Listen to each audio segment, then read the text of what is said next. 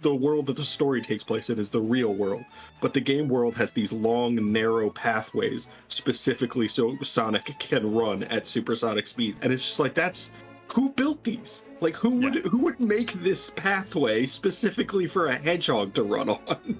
The thing is, sometimes when you're playing Final Fantasy and stuff, 10 in particular often feels a bit unusual because it's something about the extra realism. But you'll have a corridor, and there will be like a left path going off it. There's a treasure chest at the end. This corridor serves nothing. It ends at like the end of a hallway where you would expect a door to be, but they put a treasure chest there, and you're like, oh yay! I don't care how unrealistic this is. I got loot. It's like a quota thing. It's just a quota thing over there. Like in the construction of the building, you need to have X amount of toilets, X amount of room for cabling, X amount of endless hallways. For, advertising. I've got an idea, boys. Stay with me. Hallways that lead nowhere. I love it. Many months later. I need to find another game. I had a fourth. I don't need your pity. I have like 9 here, but... Yeah, but you don't understand the topic. Boom, roasted. Was it, or is it just I don't know how to communicate what it is I'm trying to discuss? Boom, roasted on you now.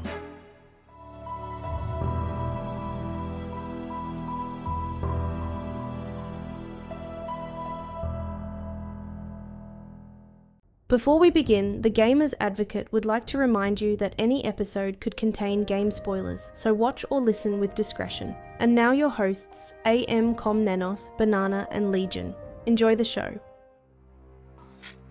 Welcome back to another episode of the Gamer's Advocate.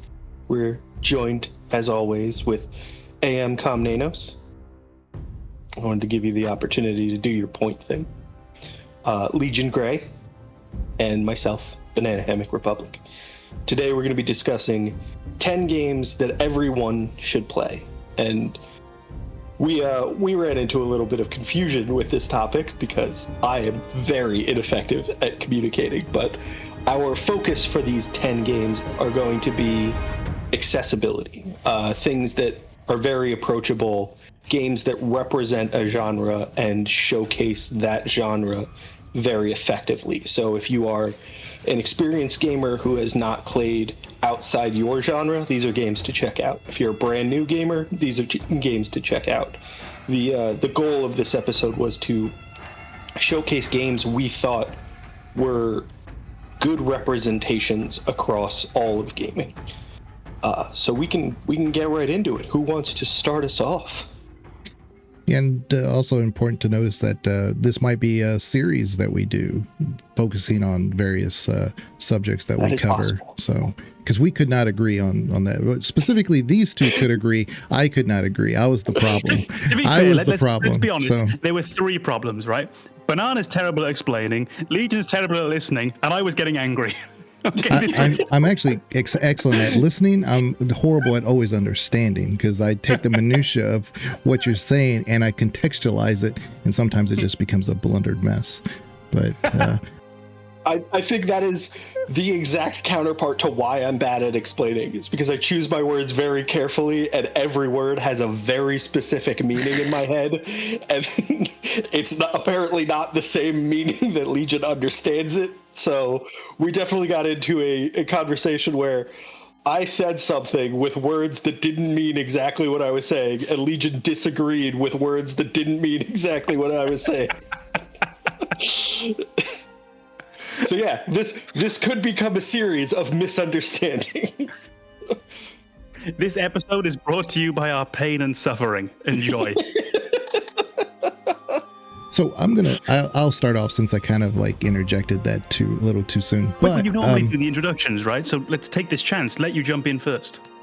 Yeah, I like that. Yeah.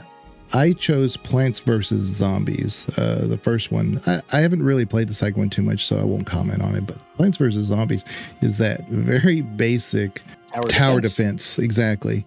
But it's got the really cute characters, wonderful music. You got Dave, who speaks in blah, blah, blah, blah, blah, blah, blah, blah. It's really engaged. It's real fun. It's so simple to kind of get started and quickly master.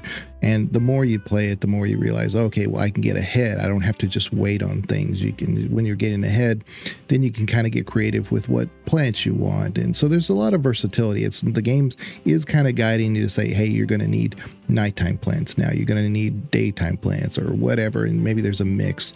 But at the end of the day, it's just a lot of fun. So it's real easy to kind of start from beginning to end. And then even if you haven't, and this is the point I wanted to think about when I chose these games, is can I walk away from this game 2 weeks from now and then come back and still know how to play it? And that's definitely one that I could. That's a good criteria.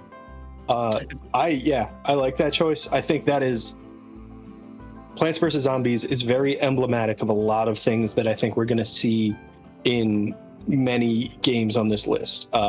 There's an inherent little bit of silliness that makes it approachable. There's not we're not going to be tackling heavy topics with Plants vs. Zombies. It's just a fun game, and fun is a big focus. It's also a game that very effectively teaches the player how to play the game, and that is going to be a huge factor for approachability. So for somebody who is new to gaming or somebody who is new to this genre, that level of communication from the developers to say, this is the basics of how to play the game. These are the simple controls. This is your goal. We're not going to hand feed you everything beyond that. You'll be encouraged to explore and try new strategies and build from there. But we wanted to give you the bare bones functionality right out of the gate and tell you exactly how to play the game and then let you go from there. And I think that's a great thing as far as making a game approachable to a new audience. I'm going to pile on one thing to the list of praise, and it's the addition of cooperative multiplayer, which I think for any new game that you're getting into, it's an infinitely more welcoming experience if you can have someone there to hold your hand on the way. And it can be someone who's also just starting out, so you've got someone to share your frustrations with, or it can be someone who actually knows what they're doing so that they can just push you along, and if you're not doing something quite right, maybe they nudge you to do the right thing, or maybe they just sort of quietly do something so you didn't even notice you really made a mistake, and you can make some progress and keep having fun. It's the kind of game that makes gaming more widely available. It's the kind of game that just feels approachable when you see it. They're beautiful games that I know certain people aren't going to play because they're not really into gaming and it might not be a way in. This feels like the kind of game that anyone could try, but also if you're a gamer, there's more to it to keep you actually playing. Yeah. So it feels like a beautiful, clear example of an accessible game. It's there for everyone, and it's also got that depth if you want to keep on playing. Yeah, I think that depth is going to be a big part of it as well. That simple to learn, difficult to master is going to be probably an evaluation that could be levied against pretty much any game on this list. Oh, and one tiny addition that I completely forgot to add at the time. It's also an example of a classic game genre, tower defense. This is something that goes back. So it's got a nice attachment to this legacy of games before it as well, which I think is always very sweet. You see that as well with games like Candy Crush, where there's so much built on the legacy of what came before. So we also have that nice, heartfelt idea that it's honoring the gaming that preceded it. Yeah, definitely. I think Plants vs. Zombies is a great first entry on our list. Com, why don't you go ahead and fill us in with a second? I'm going to go with a very, very, I think, obvious choice. I think many people, when we talk about most accessible and easy to play games, most welcoming games, would have gone for this, and I'm going to pick Mario Kart. And you can take almost any iteration of this that you want. I think for many people, this might have actually been their introduction to gaming, or certainly one of their most fond memories of their introduction to gaming. I think a lot of people had either a Nintendo or they had a friend who had one, and the easiest game you could play with other people for the longest time, really until Wii Sports, until Mario Party, was going to be Mario Kart. It's a game that you can play not just in multiplayer, but in large groups of multiplayer. So you can always have people actually playing if you gathered around together.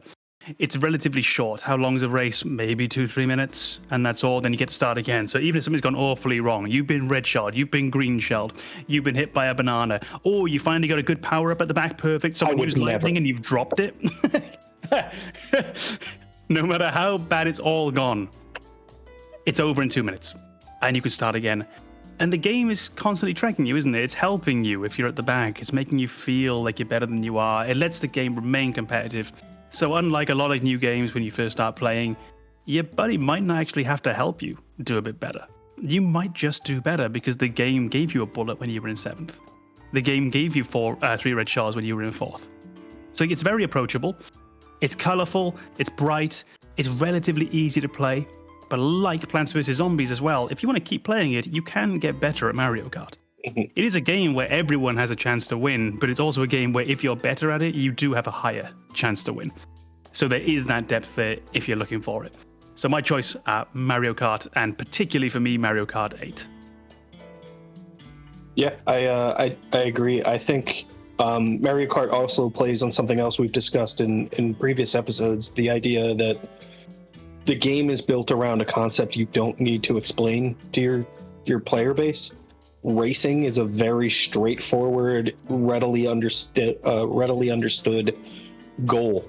Is go faster, be in first place. That's your goal. Everybody knows right out of the gate what they're trying to do. They just have to kind of learn the controls, know when to accelerate, when to brake.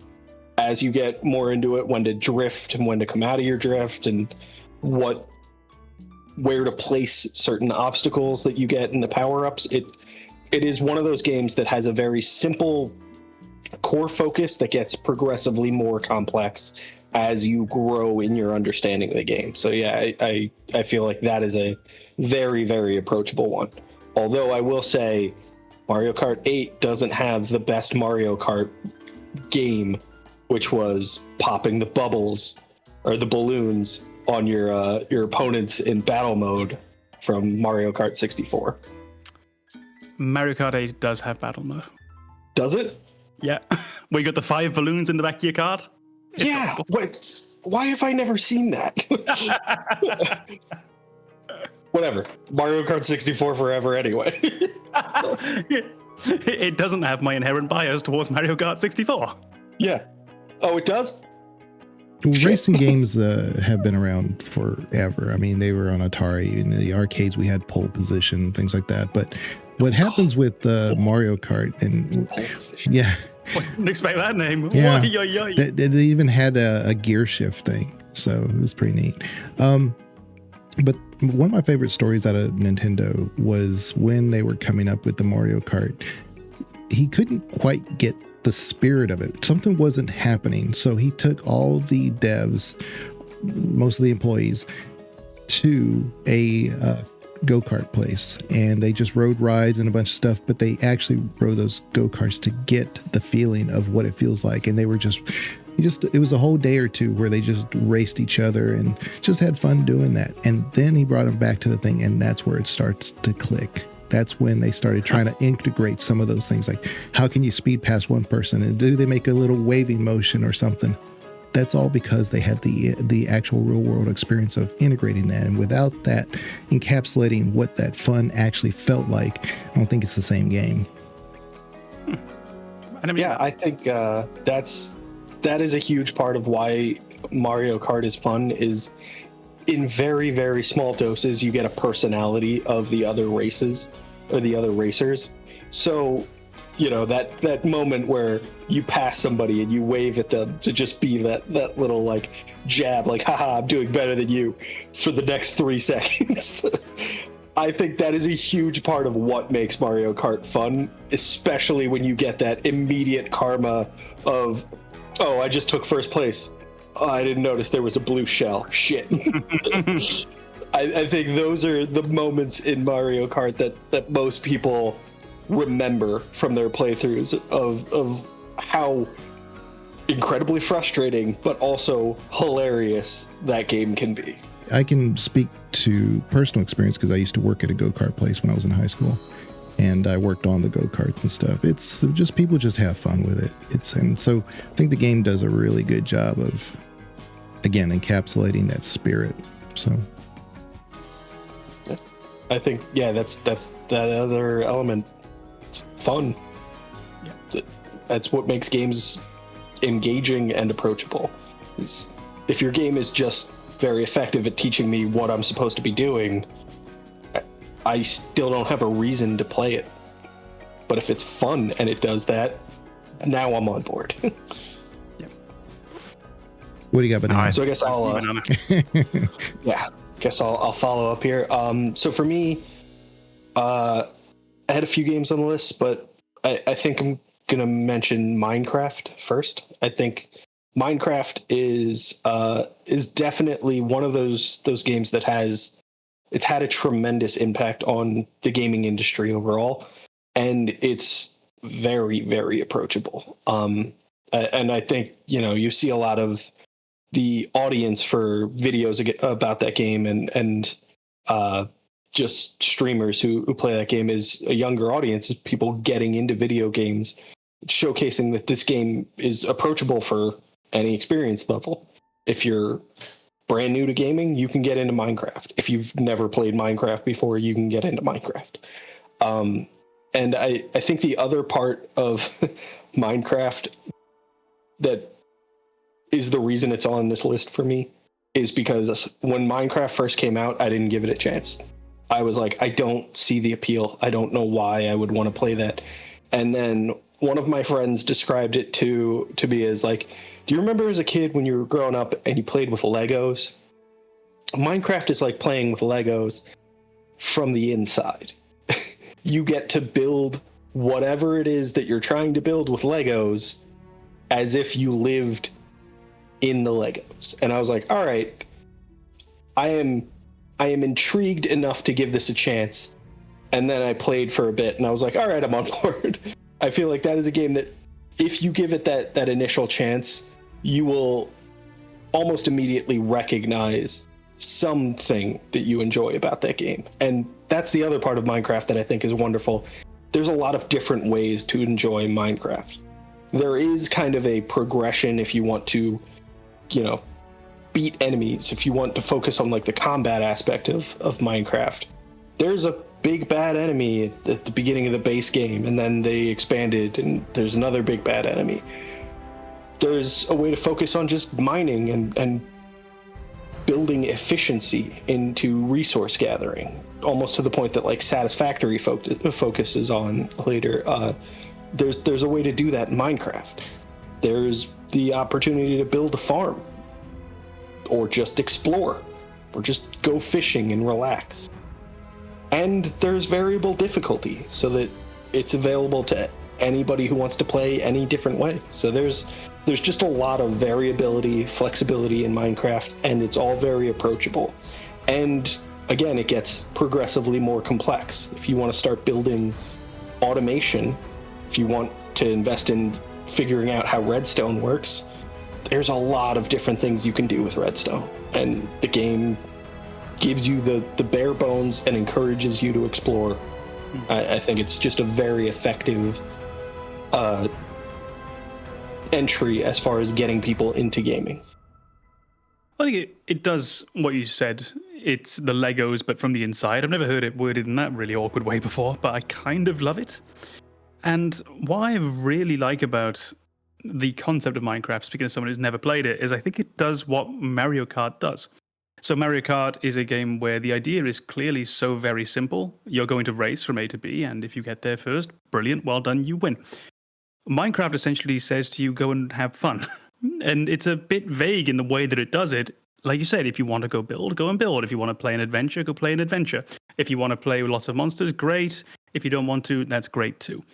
It's a game that tailors itself to the player experience, probably more than most games could even imagine doing, which I think is naturally the benefit of its relative simplicity. Just at fundamental levels, it's quite simple. Obviously, it's massively complicated ultimately when you put all of the parts together, but each individual part of Minecraft is pretty damn simple. That simplicity means that it can be massively customizable. Stardew Valley is an incredible game for being a small-town farm simulator, whilst Death Stranding is an incredible game for being this porter in this post-apocalyptic world carrying packages all across the continent. Great. But they're very specific in what they're trying to do. They give you this game experience. Minecraft doesn't do that. Minecraft gives you Legos to build with, but it also feels a bit like a Lego set in that sense of just do what you want. Just go have fun. Which is probably one of the most admirable things for a game to actually be able to do. I don't think every game should do this. I think gaming is normally suited by the fact that most games are quite targeted in their experience. They know what they want you to do. Minecraft is that one example of a game which just doesn't do that. It gives you the world and lets you go and make of that world what you will. 100% agree on Minecraft, despite having never played it.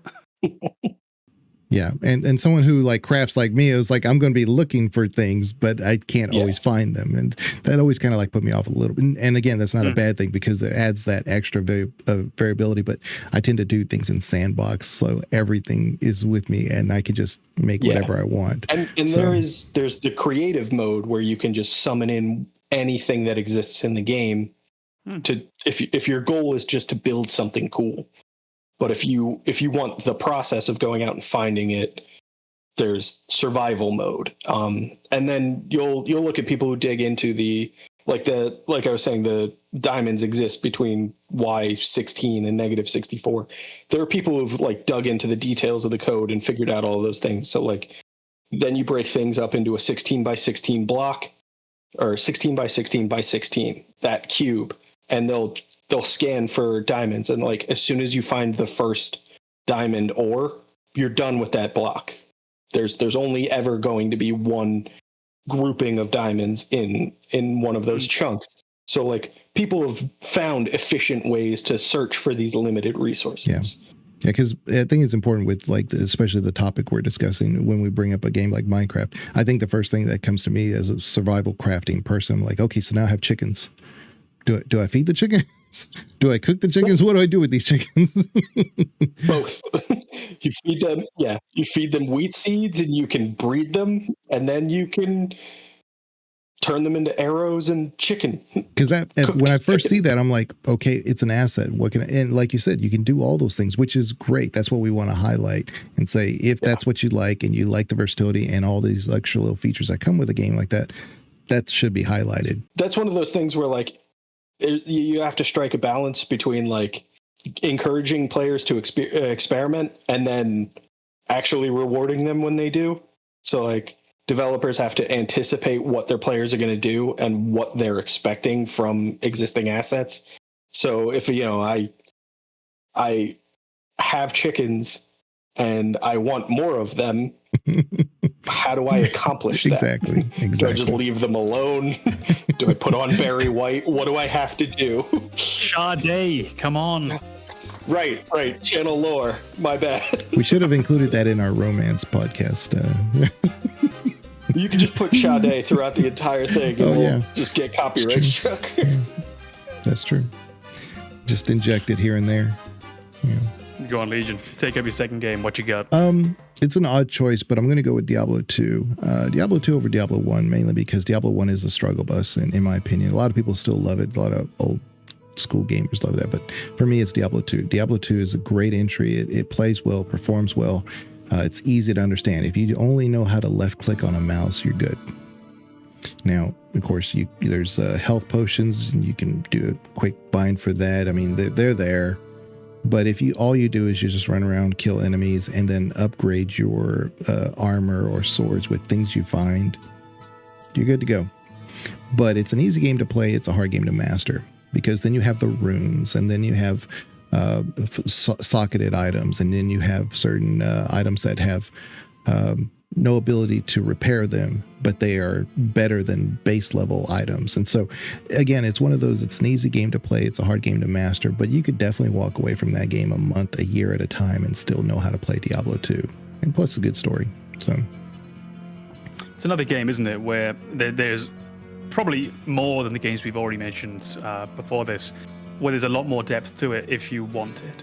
So if you're looking to really become someone who's good at Diablo 2 in that more global sense of being good, so being in the top rankings of players, there's a massive amount of the game actually that you're going to need to master and to learn as well. But you can learn enough through essential everyday play. You can learn enough to play most of the game to be able to enjoy pretty much all the material, all the content, that's provided for you. See, I've never played Diablo 2, so I can't actually speak directly to it. But it's the impression that I've had of it is that it's fundamentally not complicated at its most basic level, whilst having the ability to become massively more complicated for those who wish to, which puts it in the same family of games as something like StarCraft, Age of Empires, or the classic beat-em-ups, a bit like Tekken and Street Fighter, where there's easy enough to pick up and play, And then there's just levels between us and the people who are really, really good at it, which I think is the case for many of the games we've mentioned already. Because you can be very, very good at Minecraft. You can be very, very good at Mario Kart. It just so happens you can be pretty good quite quickly. Mm-hmm. I think Diablo 2 is an excellent choice because it is a difficult genre to think of an approachable game for. So for me, thinking like RPGs, I'd probably go to a turn-based RPG as kind of like an introduction, because it definitely gives the player control over the pace. But every turn-based RPG I can think of gets repetitive and basically requires grinding.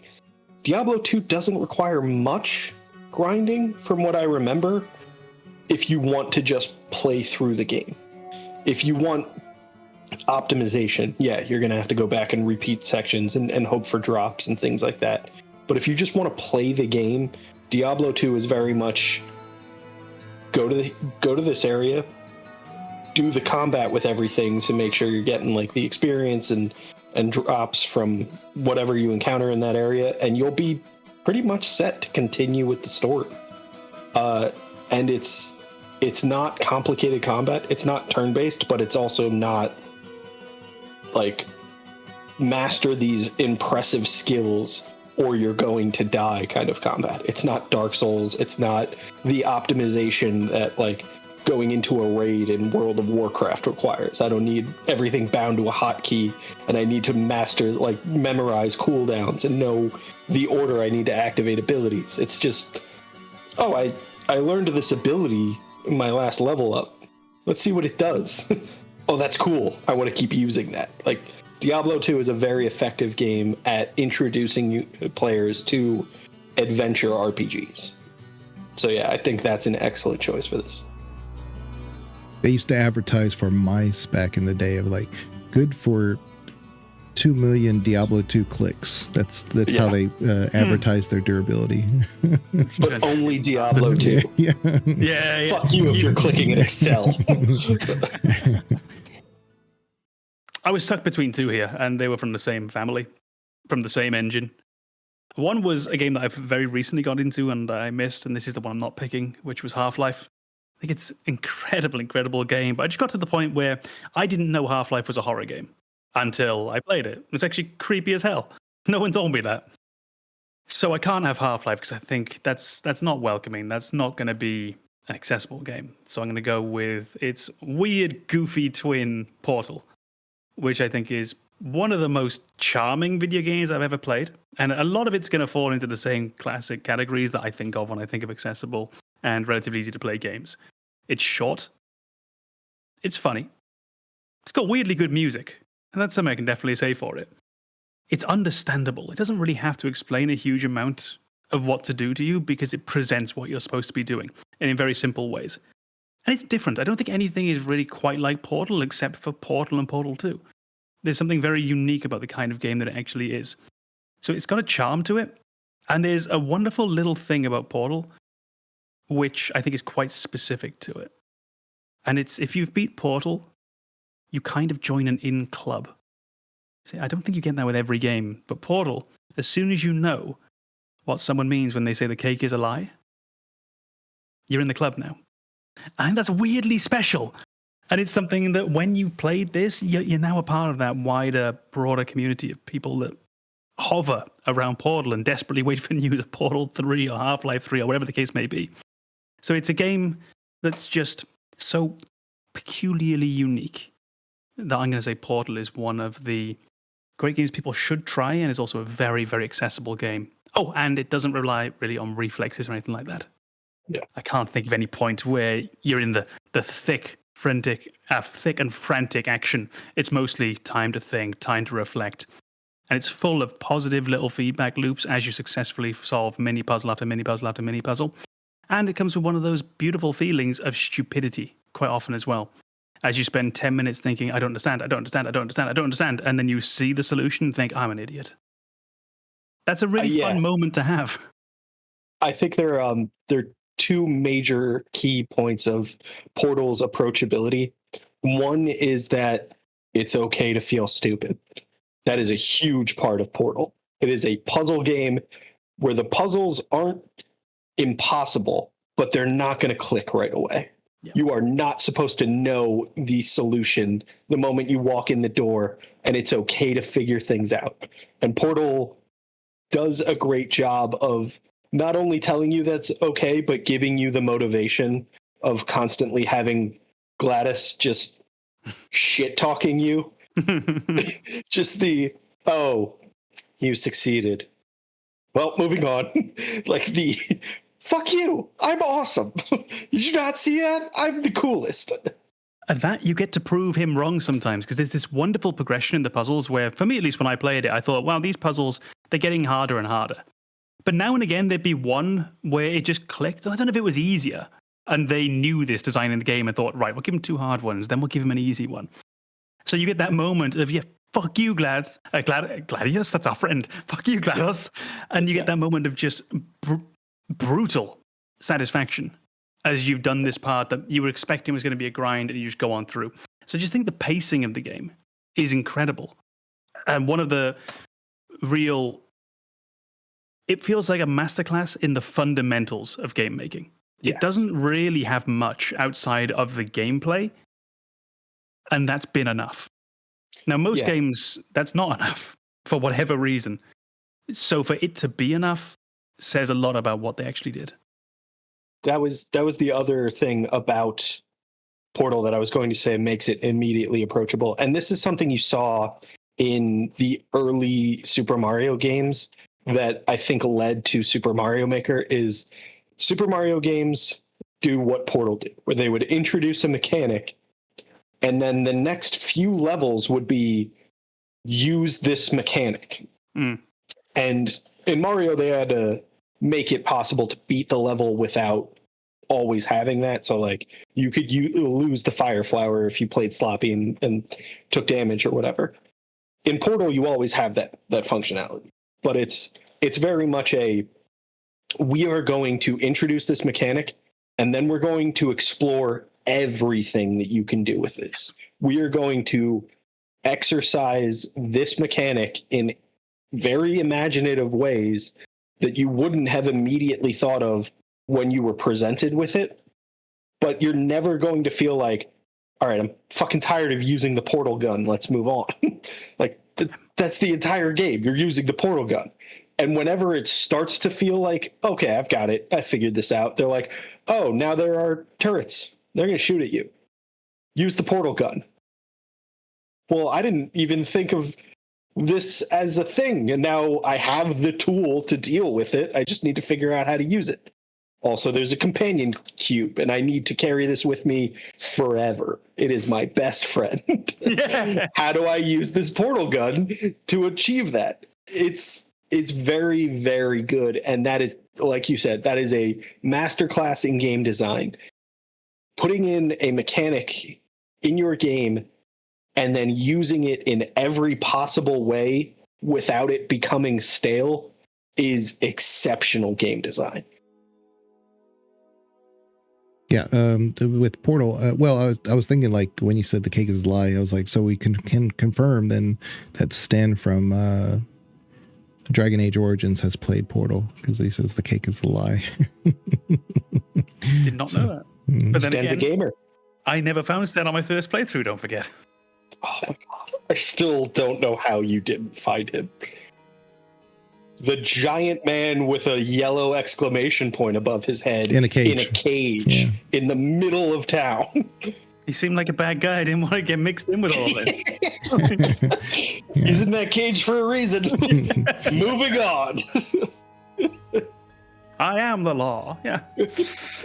So yeah, the Portal mechanics are infinitely easy to become familiar with right away. I mean, even if it's like, oh, there's a lot going on here, I can see in a 3D space, and you get over that pretty quickly just because the mechanics are simple enough for you to kind of say, oh, okay, I see what's going on here.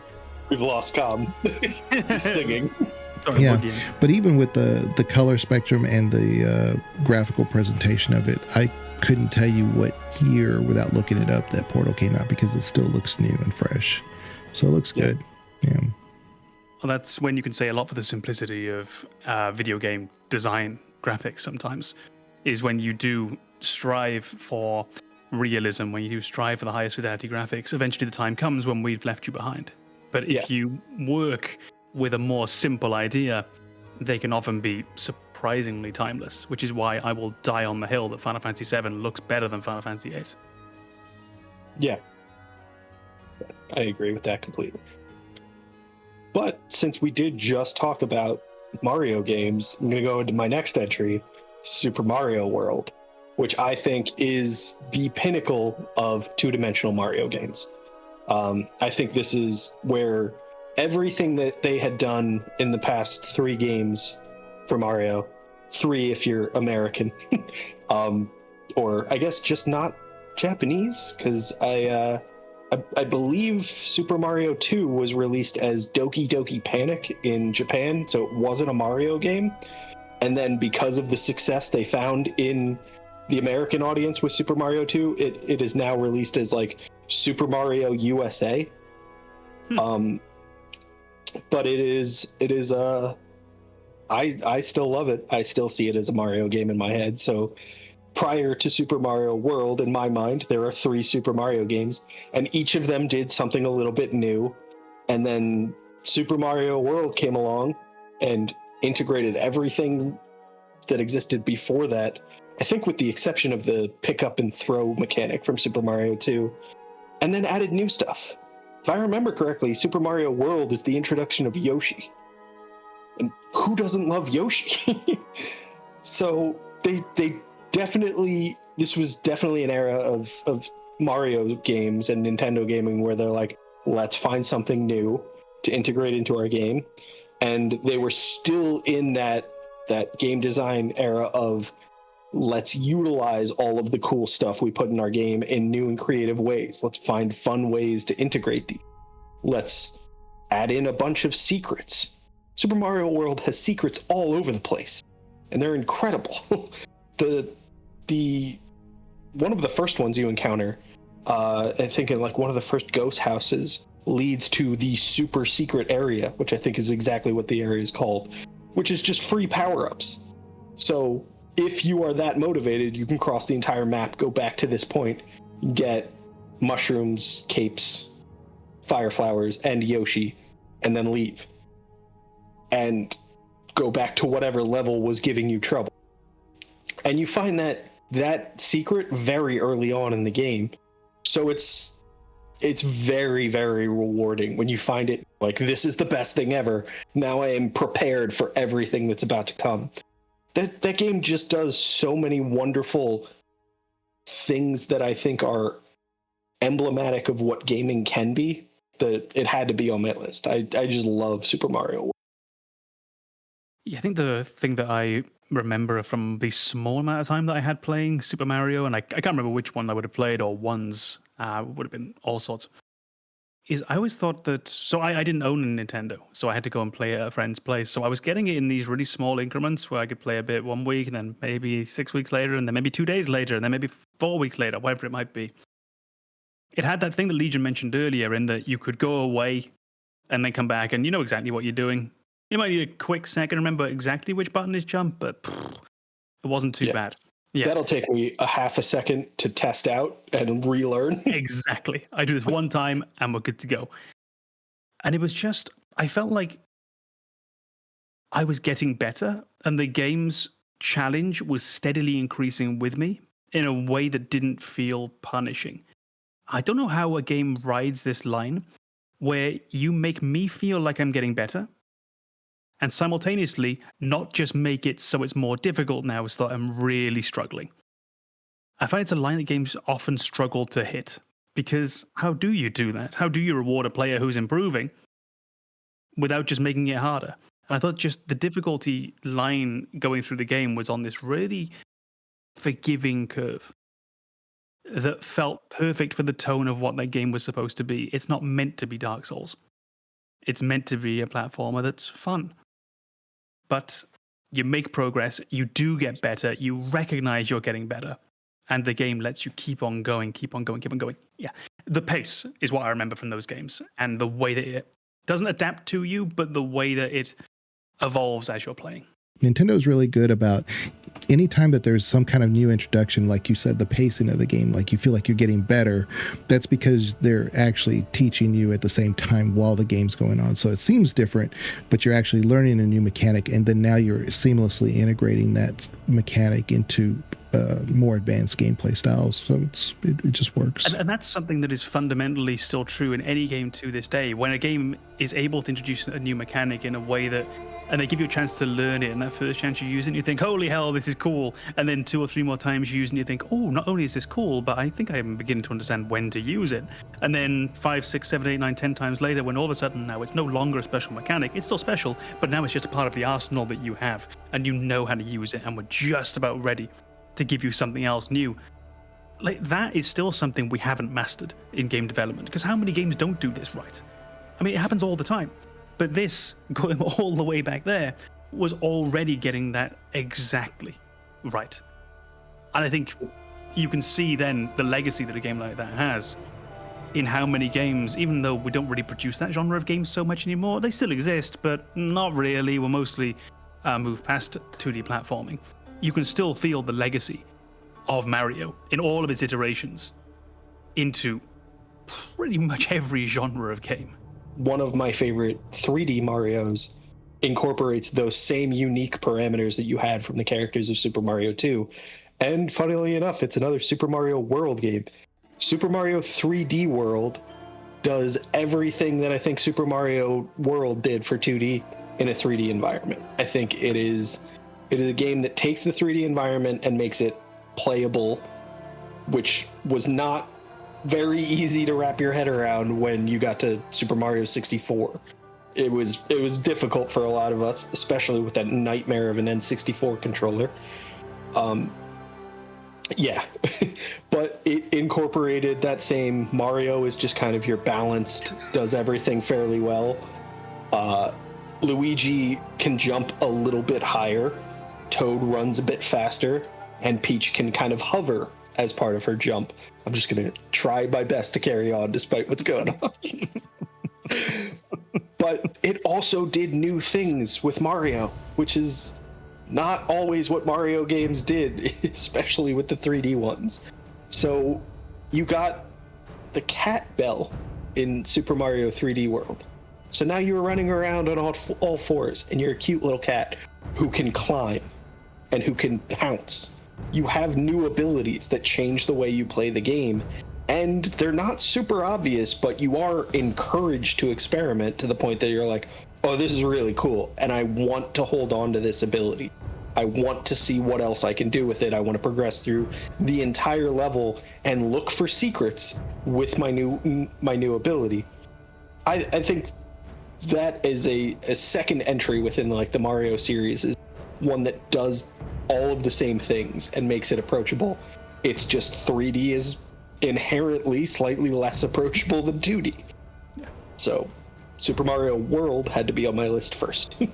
Yeah, that naturally happens, I think, with some Nintendo games, especially the flagship ones, like even Metroid works great as a platform. Even the more newer ones with Prime, oh, amazing platform games. But you get to the 3D, and that's where doesn't translate. So too complicated. And then you get a few entries into the 3D, and they're like, okay, they figured it out. See, I was on the fence. Once you said that you didn't want to include a horror game, I started thinking like, well, that might be true, but I'm still going to stick to my guns here. Yeah. I'm going to say Silent Hill. Com's not going to include a horror game. You're not Com. Yeah. And I might change my mind. Who knows? But you had a good reason for why you didn't want to include it. But Cobb's last entry, PT. Well, it's short. I liked it because it was short. Not many buttons you have to remember. It's very simple. You just run away. Turn it Everyone off. knows how to walk down the hallway and shit themselves, so it's perfect. I've been doing that for years. Yeah. Everyone knows how to uninstall. Preparing for this game my entire life. But I am going to do a horror game. It's going to be Silent Hill 2. So I know the last time we had this conversation, you guys hadn't played it. So I'm I'm not going to talk about the spoilers. You mean 2 weeks ago when we talked about it? Yeah. We still haven't played it. Since then, I'm pretty sure y'all have, because my compelling narrative forced you guys to want to play it. I think we both came to the conclusion that this is a game we appreciate. Still haven't played it. I think we both came to the conclusion that you don't listen to us. I do think that with Silent Hill 2 specifically, I can bring up references to things like Resident Evil and stuff that maybe this may make more sense. So with Resident Evil and other horror genre games, Alien Isolation, stuff like that, you have this impending issue that's always around you, whether you're trying to like skirt a zombie and you're like doing your puzzles and getting all this together while you're doing a lockpick, while you're escaping, what's his name? Mr. X? Mr. X, yes, Mr. X. I almost called him Mr. Ed. The horse that talks. Talking horse running around here. I gotta get out of here. That was enough for me. Yeah, I almost called him Mr. Ed, which I didn't. But my point here is that there's always like that little bit of stress while you're trying to do those things. Silent Hill is one of those that there are puzzles, you do find things, but there's those moments in between. You're not constantly being chased in that scenario. You're figuring it out. You're learning the story. You're uncovering stories while you're doing this. Yes, there's monsters running around, but what's weird about the monsters is that sometimes you almost have to provoke them in order for them to do anything to you, because they're on the outskirts. They may even see you and run this way. There's an unpredictability about them, which adds to the surrealness of it all.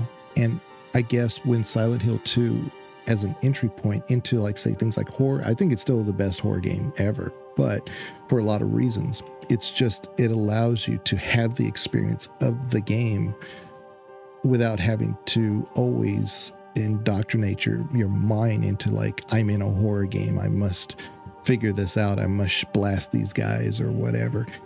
There's so much story weaved into the narrative of the scene that it really lets you experience a horror game for what it is. Could I ask why Silent Hill and not Resident Evil 2, sort of classic Resident Evil? So, where you don't have like Mr. X chasing you the entire time? Because I definitely agree that's a very different feel of a game. Like Resident Evil 2 Modern, it's a hell of an introduction to this kind of gaming.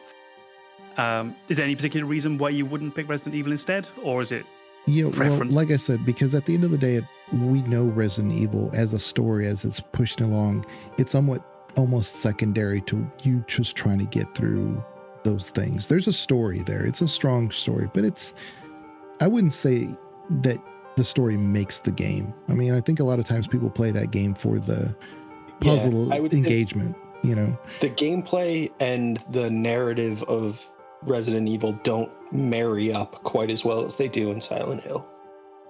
So when I finish playing Resident Evil and I try to like reflect on the story, at no point am I going to think like, oh, and that's why I had to fight a zombie shark. Like, the story could exist without zombie shark. It's just zombie shark was cool, and why the fuck not? Yeah. And without getting into too many details, this is just an example, but for instance, like in Silent Hill 2, when you're looking for a record, there's a broken record, you find a record player, you have to go to different shops where that was broken apart, and you'll find it hidden here and here, but they're also telling the story through those experiences as you get there, so that you can kind of build it together and glue it.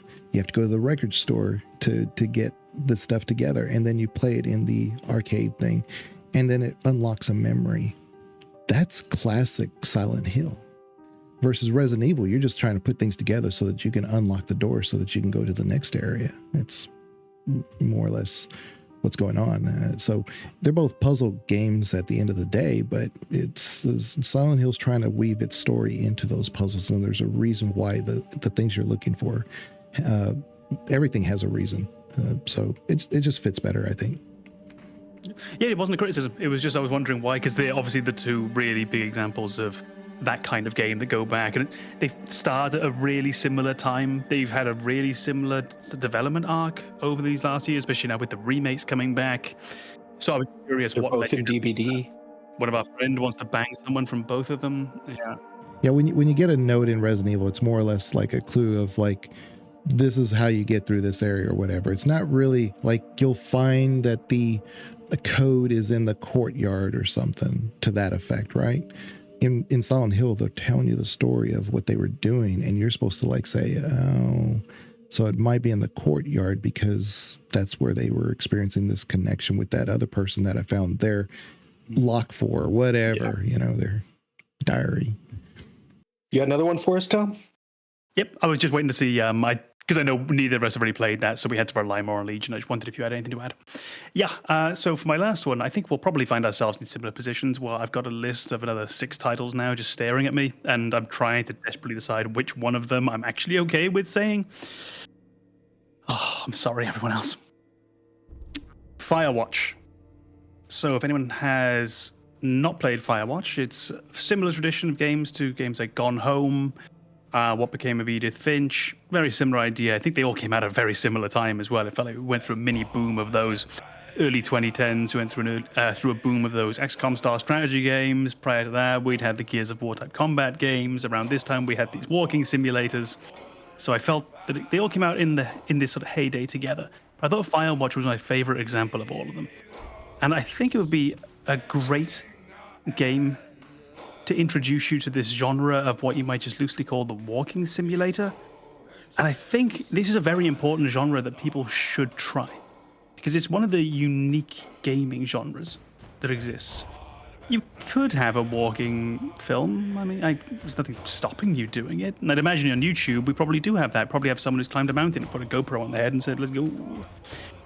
But there's something about gaming and the fact that it's you putting one foot in front of the other every single time that I think is very unique.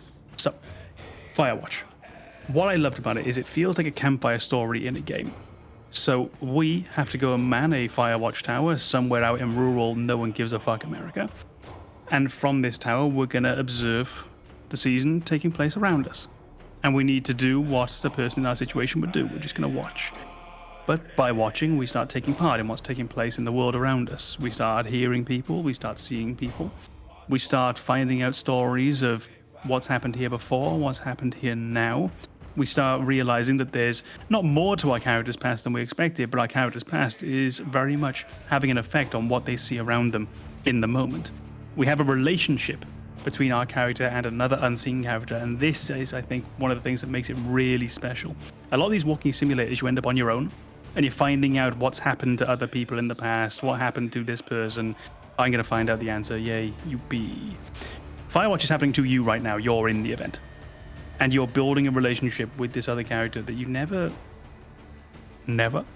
get to see. You're just going to be mainly interacting with them over a radio. And I think that's really special because it keeps the game moving. You want to know what's going to happen the next time you get to talk to this person, next time you get to speak to Delilah. What's happened to them? What have they been up to? Can they help me? Etc., etc., etc.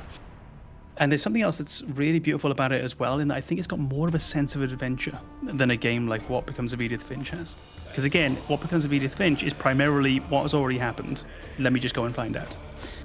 This is all happening right now, and there's, very similar to Gone Home, there's a very similar supernatural overtone to it. Or certainly what feels supernatural. So I think the game is a walking simulator with just a little bit more.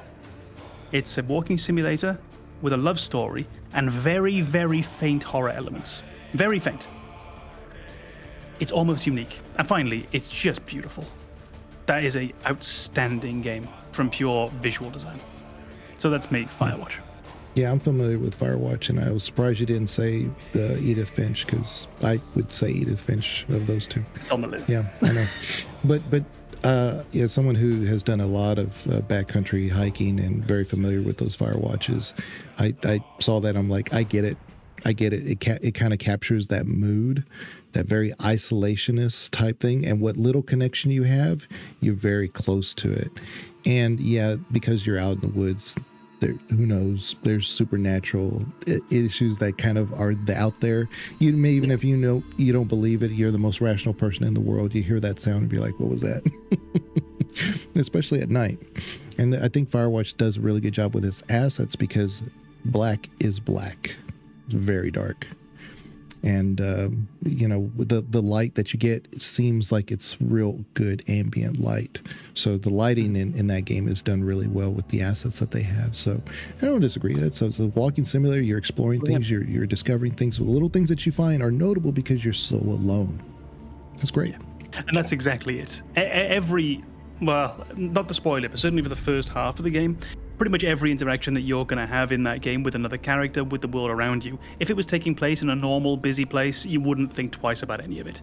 It's just like you said, the crack of a twig is so ominous when there's nothing else around you and you don't know what's on your left-hand side.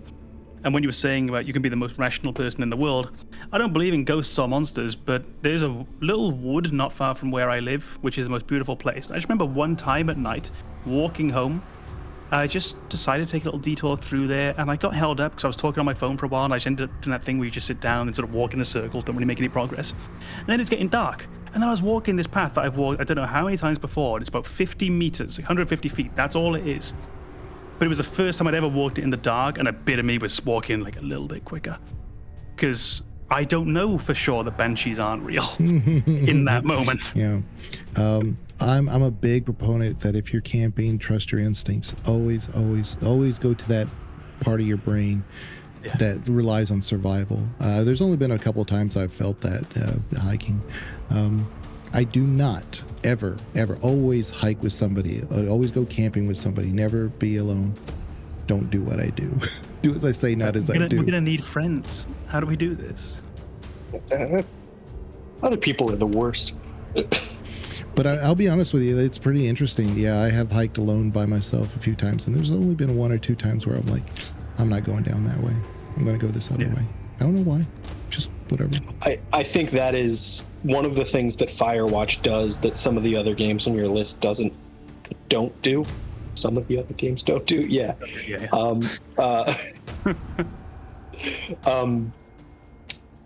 It is because exactly what you said, you are in the moment where things are happening in Firewatch.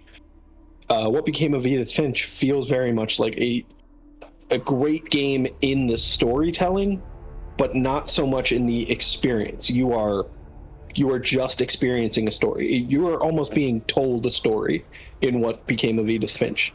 In Firewatch, you are in the story. It is happening to you. And that sense of tension that you get from being alone, from not having any of these things presented to you in the past tense, really showcases that ability of video games to put you in that moment and make you feel like you're a part of it. And that's why I agree that Firewatch is kind of like the example within this genre of this first-person storytelling walking sim that really captures that tension that the story should make you feel. If we didn't mention it before, Firewatch, of course, just the premise of it is that there's a tower in the woods. Look out for fires. They look for smoke and stuff. So I think I mentioned it, but I really don't remember. Yeah, he mentioned the game, and then he went into like that or Edith Finch. But then I was like, just in case nobody knows what the game is. No, it's fine. Yeah, I don't think we actually did mention it. So let's do that bit again. Go on, Banana. Cut. So for me, Firewatch. My third entry, I guess, is Vampire Survivors. I've mentioned this one on the channel before. I'm a huge fan of this game. It is a very simple kind of bullet hell game, but presented in a way that's a bit unique for a bullet hell. You're not a little simplistic spaceship. You're a vampire or some kind of supernatural being. It's not really tremendously well explained. But the functionality of the game is extremely simple. You just move. That's it. That's all you have to do. There's no attack. There's no interact button. It's just move, dodge whatever exists on the screen, and survive. And it is that very effective communication of, okay, you start with this character, they have this ability. Learn to use that ability. You start with the option to choose, I think, one of like 6 characters, and you'll progressively unlock more as you move on. But each of the initial characters you have has a basic weapon, and they tend to have some passive ability that seems to synergize well with that weapon.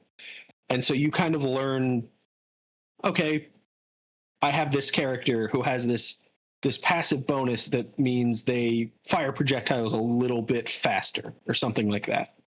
And as I'm playing through the game, I have the option to add new weapons to my arsenal. I want ones that have projectiles with movement speed, because that plays into my passive ability. And then you also incorporate passive buffs, items that you can get and level up that don't really relate to a attack. They don't do things to enemies. They basically provide you with a bonus. And then as you progress through the game even further, you realize, oh, if I pair them up correctly, I can evolve my basic weapon into an even more powerful version, but I need to make sure I know what passive bonus that weapon pairs with. So you are progressively learning more game, and you're encouraged to strategize, because the whole point is surviving. So you're forced almost in a very gentle way to strategize within the game. And I think that is a great way to make that game continuously fun, because the simple bullet hell would get old if there weren't this additional complexity, if there weren't this additional motivation for you to explore other options. And then that game has so many unlockables, so many secrets, and then they've added in these new adventures that have like specific modifiers and specific challenges and new levels and references to other games. There's an Among Us expansion. I think the gun-focused one is a Contra-related expansion. But at its core, this game was a Castlevania reference, which means like this is a bullet hell game that is inherently tied to the gaming industry. Right. So not only is it a great example of a video game itself, but it's kind of one of the games that, almost like what Com was saying with Portal, that like introduces you to this club. It's Portal, you're initiated. With this game, it's, hey, we liked Castlevania. We made this game that's kind of loosely tied to Castlevania.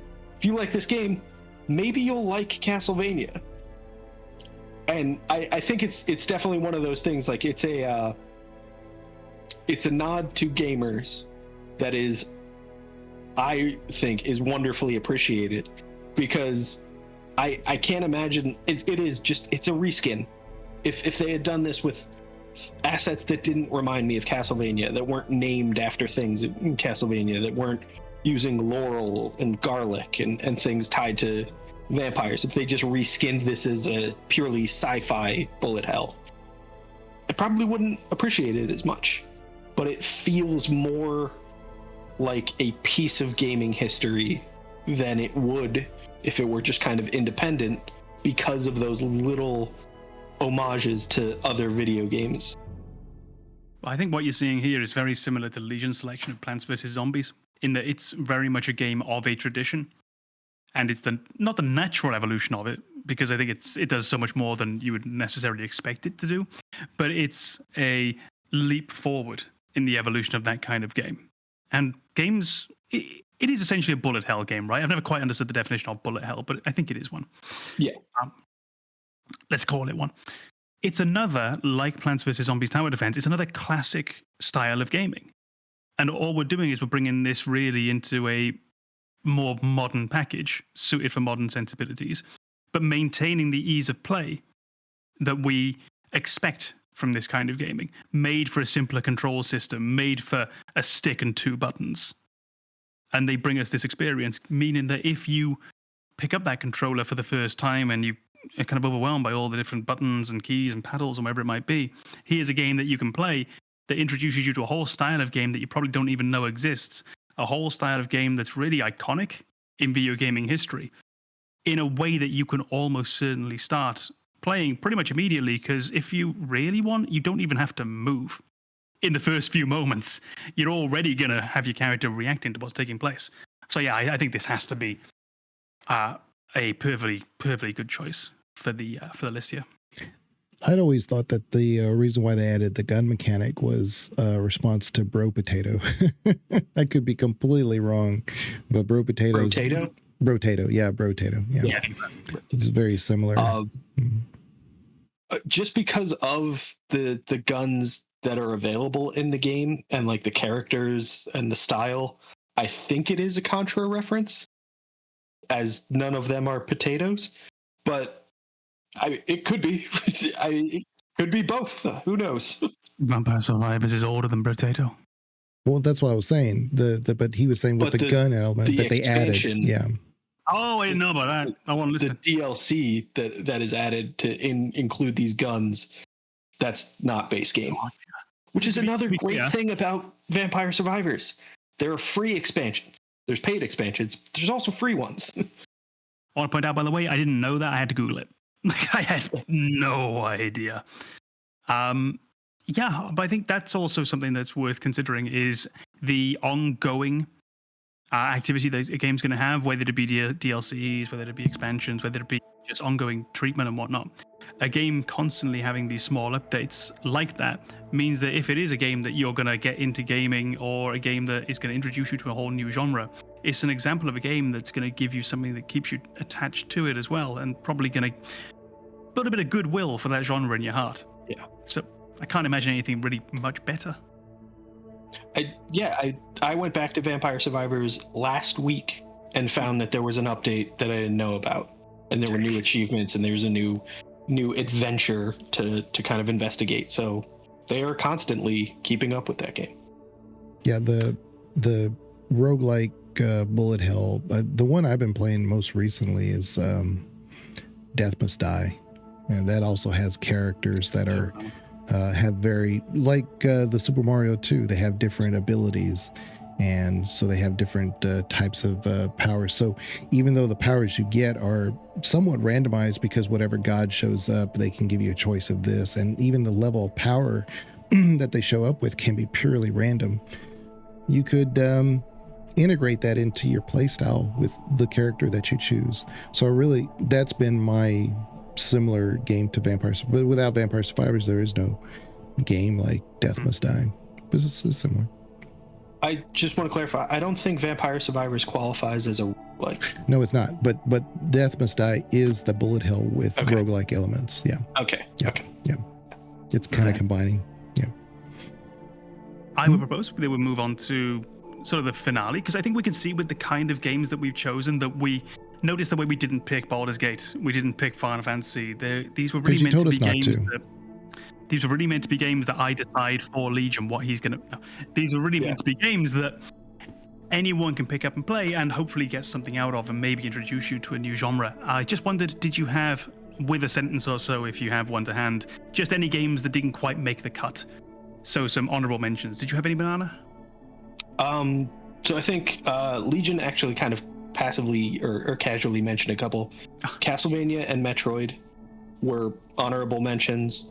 Wii Sports was definitely on the list. I think Wii Sports kind of leads into those party games that are very easy to pick up. Things like Mario Party and WarioWare that utilize those unique controls that Nintendo came up with the Wii. I think those are a category of game that is inherently approachable. So it's tough to kind of pick the one emblematic one, but Wii Sports was even more approachable. You've heard of bowling before. This is bowling. Bowl. And you immediately know what to do. You throw that Wiimote at the TV as hard as you and that's Dallas. Legion, what about you? It's not going to sound obvious, but Prey.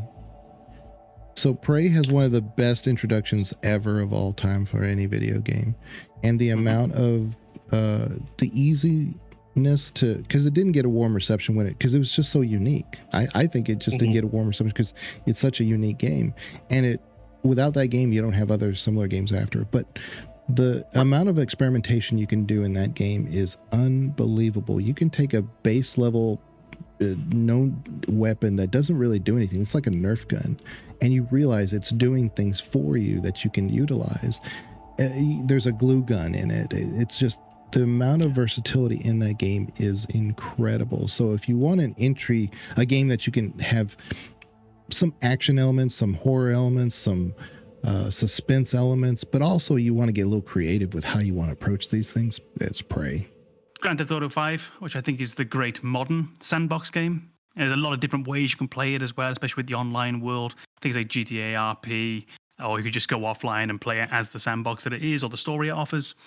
Astrobot, which was very similar to what Banana was saying about Vampire Survivors, in that it's a great game in and of itself, but also an introduction to the world of PlayStation gaming, with all the other characters being brought in, those little chances to get snippets. So if you don't know this world, it's a way in. And finally, the peculiar take is Twitter/Instagram, which essentially it's a MMORPG where you play a romanticized version of yourself to gain points, which weirdly enough, I think is probably one of the biggest games that's ever existed. We just don't tend to think of it as one. Reddit. Yeah, I was going to say Reddit. Any of these, yeah. The only one that didn't come to mind as it was TikTok, oddly enough. I thought that was slightly different. But most of the social media platforms, they are essentially MMORPGs. I think TikTok even more because it's monetized. I think TikTok even less because I know nothing about it. That's why. Oh. I have never been on it, not even once. I spelled it TICKTOCK. That probably explains I always refer to it as Tic Tac. Love that. Just to establish myself as too old to use it. Finally, to our game that we decided together, which would be the number one choice. It's one of the great accessible games. It's an iconic game. It's a game that if you haven't gamed before, it's going to be a good introduction to gaming. It's a game that if you have played before, it's still there for you and still worth playing. We know it for the ease of play. We know it for simple rule set. We know it for its iconic music. And it's Tetris. Portal. And Baldur's Gate 3. You had to wonder why I even bothered doing a whole deal for that. I knew that was going to happen. As soon as you said, like, we all agree. Hold on. We've never all agreed. Hold on. I'll just build up this bonfire here so you can come and piss all over it. Yep. But yeah, no, Tetris is definitely, I think, as far as gaming goes, one of the most approachable games in existence. It is very simple. It is very obvious when you first pick up and play what you're trying to do. There's really not a lot of other avenues to even consider what your options are. You have a very finite space and things falling into that space.